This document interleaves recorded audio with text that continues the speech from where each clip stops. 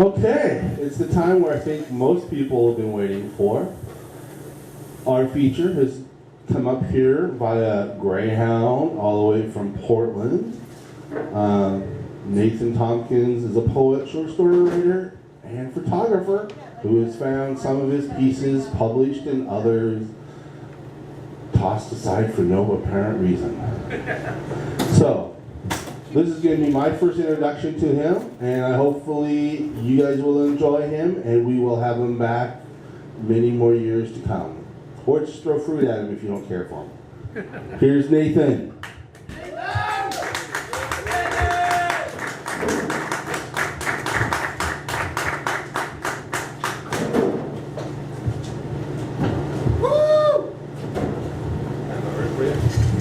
Yeah, that's about good.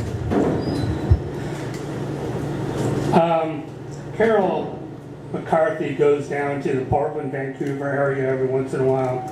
She goes to the open mics and read her late husband's poetry.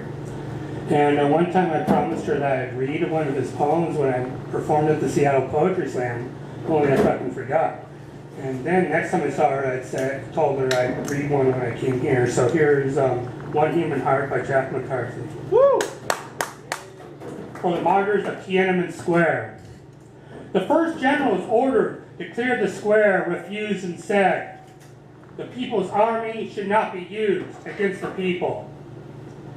All the old chain smokers had other cards to play, and it ended the way it seemed that those things always would, when men and women dreamed too soon, too well. Crunch of truncheon, smell of blood, the bucket in the corner of the cell, Masada, and Spartacus, Boston Massacre, Harper's Ferry, Warsaw Ghetto, Hungary, Prague, Kent State, Soweto, some would add Calvary. This time, they let it go too long. The crowd was dispersed, the gas diffused, but the people's army should not be used against the people. One said it could not be unspoken. The beautiful princess had kissed the frog, and the hard spell that held us was broken. A monologue shattered, projecting its shards like plutonium bullet that ignites the bomb. In this chain, the Berlin Wall collapsed in the rubble and dust to the playing of rock bands. The Soviet Union just gave up and went away. Israel and Arafat shook hands. Mandela is president in South Africa, and it won't be over till the ripples wash back even to Tiananmen Square. But the people's army should not be used against the people. In the front page picture with that news, 3 students, one a woman, stood atop a bus. The kid with the headband was playing a guitar and singing. What? Dylan? Perhaps Black Orpheus? Summoning up the sun of the new day, and I wonder in what underworlds he's sojourned since, what sunless paths he's followed. How many seas Persephone has swallowed? Do they know what they started? Would they do it over or beaten, broken? Next time, would they cut and run for cover? Perhaps they learned that anyone bringing fire to this ungracious race should be prepared to be the first one burned. Some say we're worse off now, that we've unleashed uncounted generations of pent-up tribal hates, that our machinations inject Star Trek weapons into grudges over parking spaces, drunken insults, shapes of faces. Perhaps the scale of evil is diminished forever. I think something is afoot out there, and the monoliths will all be finished when it's played its part. And from that day, the most that we will ever have to change will be one human heart.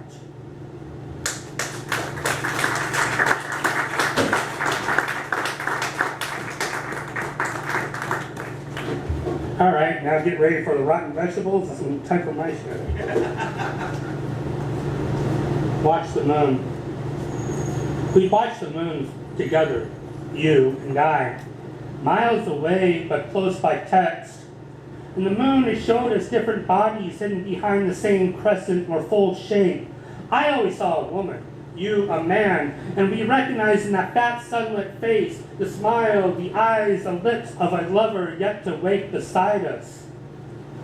We are farther now than text, phone call, or email could ever reach, hidden behind walls, built brick, mortar, by scarred words exchanged. Yet I still see her in that sky, and yet I still kiss celestial lips.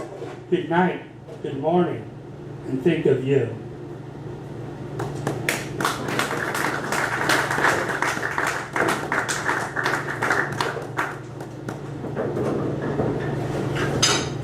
This was the first poem I wrote for this year.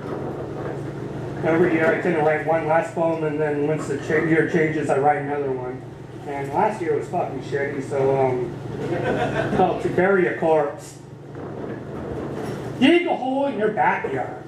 By midnight flashlight and shovel. Dig it 6 feet deep, 6 feet long, 3 feet wide, or if you're just lazy or too damn drunk, 3 by 3 by 3 will do. Toss in the blanket-wrapped corpse of the last year. Dead open eyes to connect with the cold finger touch of starlight. Shovel dirt over the exposed face, the breathless chest, bury it. Stamp the dirt over the shovel's earth-tarred blade. Cover the grave with bricks, blocks of concrete, and stone to keep the coyotes and other carrion scavengers from dragging that fucker from its bed. Lay a pyre of boards, logs, branches, dead, rotting Christmas trees over the bricks, blocks of stones, along with the hurts, the heartbreaks, the memories, the photographs, the shit tattoos, the love poems, the hate poems, and the in-between poems.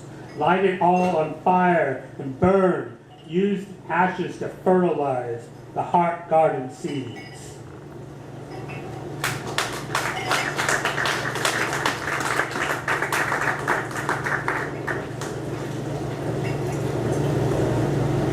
This is called The Phantom Lover. I suffer from insomnia a lot. Sleep is the phantom lover you wait for as you lie alone on your bed, rolling over to see the clock's digital face. Check the mobile phone for text or voice messages, to read by desk light or to listen to each tap on the window, each scrape along the walls, each creak on the floorboards, each twitch of the doorknobs. As you see the minutes, the seconds, slowly goose-step past your eyes as they strive to close but can't. Sleep is the phantom lover you wait for, reach for, hope for, and cry for.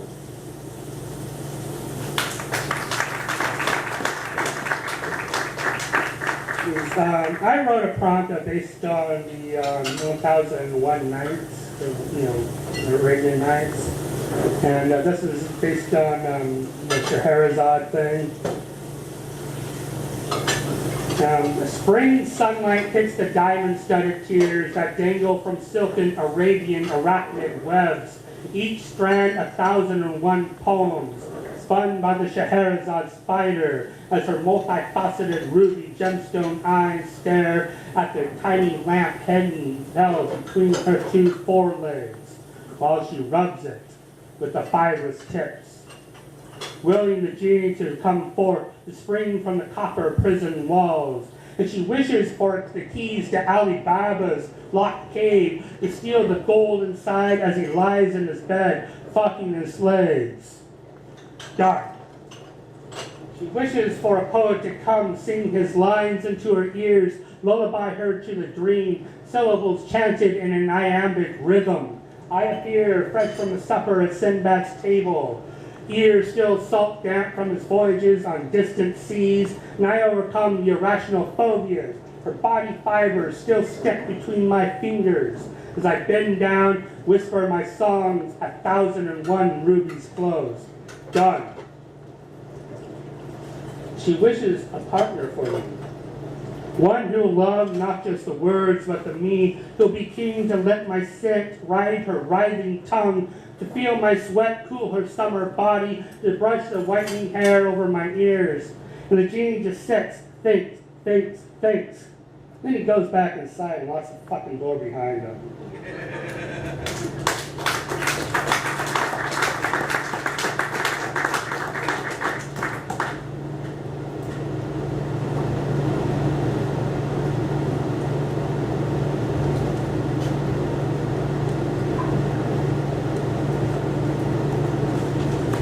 I was taking part of this poetry month thing at one point, and I got kicked out. Apparently, some people don't like it when you tell them to fuck off. But anyway, one of the things was to take a couple of words and do a Google search and then write a poem based on what comes up. And then I came up with puking enthusiast. Apparently, and I didn't know what an enthusiast was. Apparently, it's a stripper. Just a fancy word for stripper. So, the enthusiast.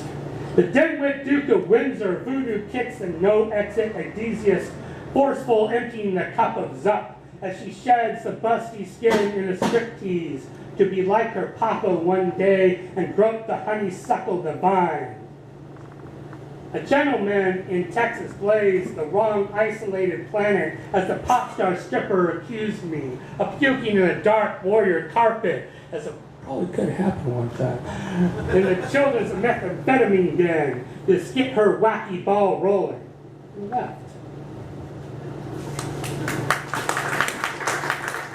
Like I said, I had to write a poem based on what came up.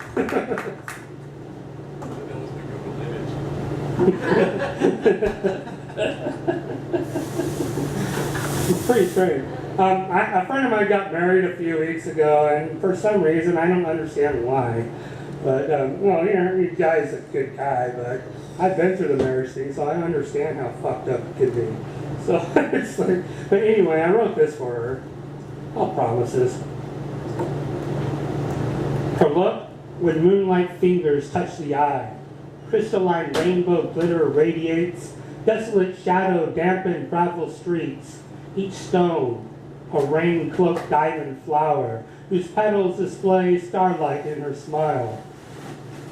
His face, tasted by the moon's lips, wind-skimmed, cheeks cooled by mist tentacles as they rise from the bank, and feet twitch to the fairy tune, hum to the ocean's endless tenor beat, as the dew cools the whiskey in his skin. 10 fingers woven together, 2 palms, prints fused, 2 hands tied with braided sail twine, 4 feet slide, a dance of promises made, shuffle to a harper's notes, that first kiss, a red lipstick song of promises signed.